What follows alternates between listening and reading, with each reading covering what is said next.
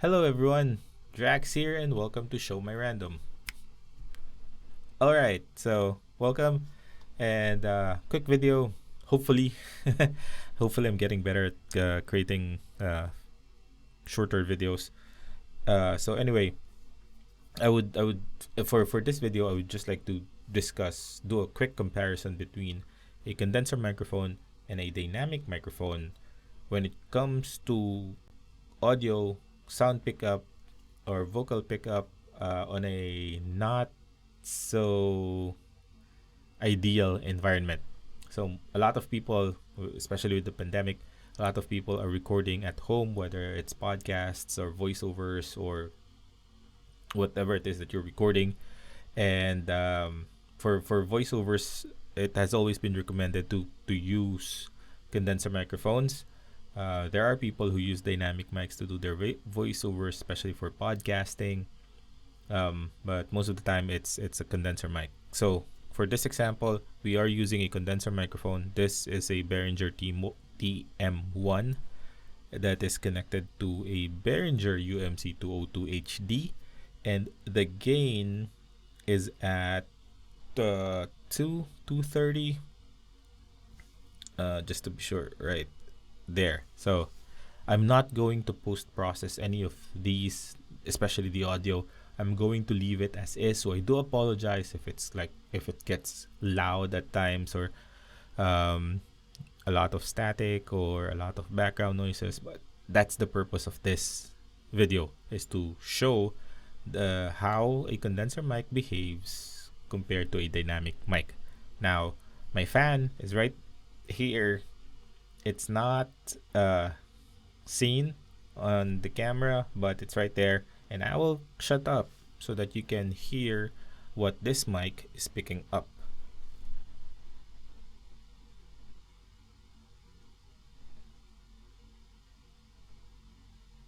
Okay, so that's how this condenser mic is picking up my background noise. No dogs barking right now, so that's fine. That's cool. Anyway, uh, so most condenser mics, they're more sensitive than a dynamic mic. Pickup pattern for this one is a cardioid. So front, the pickup pattern is mostly concentrated at the front, not so much at the back, like really minimal at the back. And perfect for voiceovers. Plus, there's also what's called as a proximity effect, wherein if you go closer to it, your voice becomes lower. Okay, so now, oh, by the way, most condenser mics, if not all, require phantom power. So if you are using your audio interface, USB audio interface, or mixer with USB audio interface, make sure that you have your phantom power turned on to use your condenser mic or to maximize the capability of your condenser mic.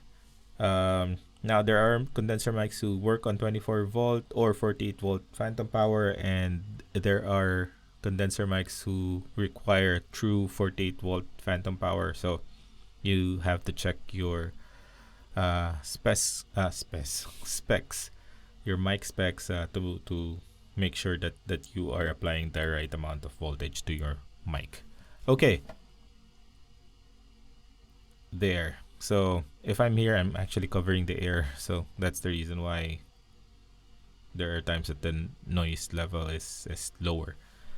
So now let me switch over to a dynamic microphone, which is this one. And let me turn off phantom power first before I switch. Now, most modern dynamic mics, they can handle phantom power, but as a good practice, one that I was taught, if you're switching mics, always turn off your phantom power. Dynamic mics do not need phantom power, so it's a waste. And also, most dynamic mics come with XLR to a 6.2 millimeter jack. I was also taught that it would be better to use a an XLR to XLR connection, right? Okay. Now, if my video and my audio may not be in sync, that's just my computer doing a lot of things. So I also apologize for that. Okay, now switching over to a dynamic mic. Okay, test mic 1 2, test mic. So this is dynamic mic, and this is at 2 o'clock or 2:30, almost the same as the condenser mic. This is how it sounds like. It may be a little it may sound a little quieter. So most dynamic mics, if connected to an audio interface, most of the time your gain needs to go like really high. Your gain knob, set it up really high to get better audio out of your dynamic mic. So now this one for this recording, the dynamic my dynamic mic, or the gain for this dynamic mic, is at 3 o'clock. So this is how it sounds like. And I'm gonna go quiet so that you would also be able to hear the kind of noise or the fan noise that this mic is picking up. By the way, this mic, it's a Kevlar DM950. I got it here. I'm from the Philippines, so it's available in the Philippines. It's a vocal mic usually used for karaoke or video keys, and it has a super cardioid pattern, so it has a tighter pattern compared to the Behringer TM1. So that's the reason why most of the you gotta really go in front of it to so that it picks up your voice quite well. Okay, now shutting up now.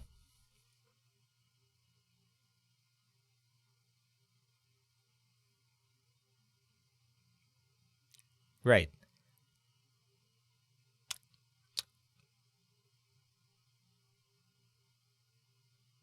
Okay. So that's a kind of noise level that this mic picks up uh, right here. Making sure that I don't have any filters turned on.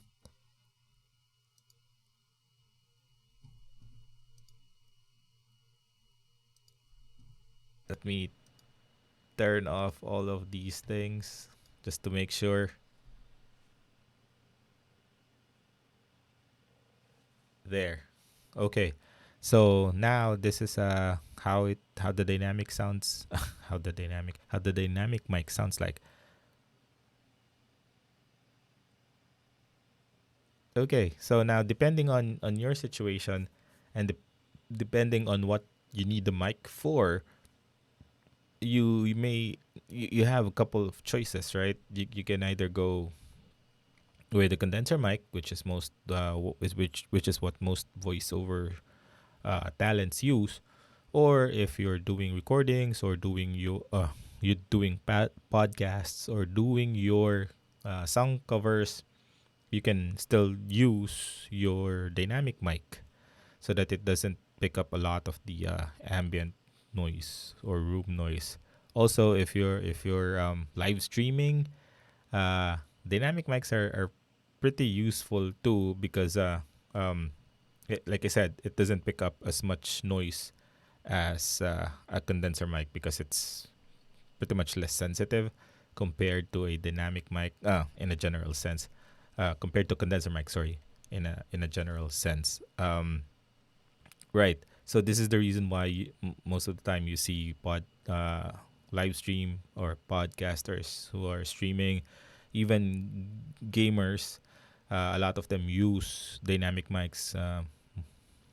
Mostly, a lot of them actually use the Shure SM7B. There are other brands out there. Just figure out which one will work for you. Now, if your USB interface is not as, I mean, you use it, it doesn't provide as much gain as you'd want it to provide or to drive your dynamic mic. Let me see. This is the max. Okay. I am peaking, so that's the reason why I lowered down to about 3 there. Now, if you find your USB audio interface lacking when it comes to gain, like it's not driving your dynamic mic as much as you'd want it to be driven, consider getting FET heads or mic preamps that can boost or that can add gain to your audio interface. So like Triton or Dragon, those FET heads. Uh, Also Cloud Lifter there. That's also another mic preamp. I think Altron has one. Haven't tested it. I would like to get one to test it, but I'll update you if I do decide to get one. All right. But for now, that's it. That's all there is for this video. Um, Hope you learned something. Do no. If you learn something, do hit like. If not, just double click the thumbs down. All right. Uh, and if you do find my channel interesting, do consider subscribing. Thank you. Thank you. I do appreciate it. I'm not monetizing this one because no, not a lot of subscribers, but I will still continue making videos. And if you want tutorials or whatever information, just leave a comment. All right. Okay. So COVID is still out there. Please stay safe, stay healthy, peace.